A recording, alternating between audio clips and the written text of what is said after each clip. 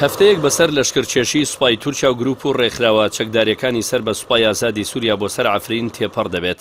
سەرەڕای بردومانی چڕی فڕۆکە جەنگەکانی تورکیا لە ماوەی هەفتەی ڕابردوودا، بەڵام ڕوانگەی سووری بۆ مافەکانی مرۆڤ ئاشکرای دەکات کە تورکیا پێشڕەوێکی ئەوتۆی لە عەفرین نەکردووە.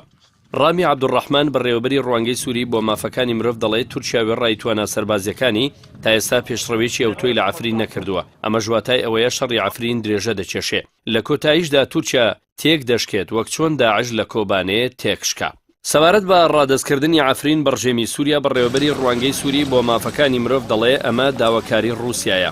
پێشتر مۆسکۆ فشاری کردووە تا سەرکورد بۆ ڕادەستکردنی عەفرین بەڕژێم، چونکە دەیەوێت تەواوی ناوچەکان لە جەڕابلوسەوە تا ئەلبوکەمال لەژێر کۆنتڕۆڵی ڕژێمدا بێ، بەڵام کورد ئەمەی ڕەت کردوتەوە. هەرەمەش هۆکاری هەڵکردنی گڵۆپی سەوزە بۆ تورکیا لەلایەن ڕووسیاوە بۆ هێرشکردنە سەر عەفرین.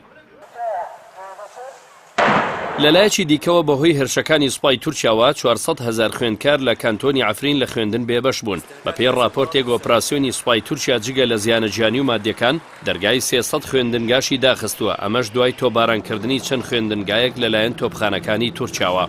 هاوکات سەرەڕای بەردەوامبوونی ئۆپراسیۆنی سەربازی عەفرین و شکستی سوپای تورکیا لە ماوەی هەفتەی ڕابردوودا لەو شارۆچکەیە، سەرۆکۆماری تورکیا دەڵێت دوا بەدوای عەفرین پرۆسەی سەربازی لە منبەجیش ئەنجام دەدەین و تا سەر سنووری عێراق درێژەی پێدەدەین. بیستیان مانگە سوپای تورکیا بە هاوکاری گروپ و ڕێکخراوە چەکداریەکانی سوپای ئازادی سووریا هێرشی بۆ سەر شارۆچکەی عەفرینی ڕۆژاوای کوردستان دەست پێ کرد و تا ئێستا جگە لە کوشتنی خەڵکی سڤیل نەیتوانیوە هیچ کام لە ئامانجەکانی تری بەدی بێنێت.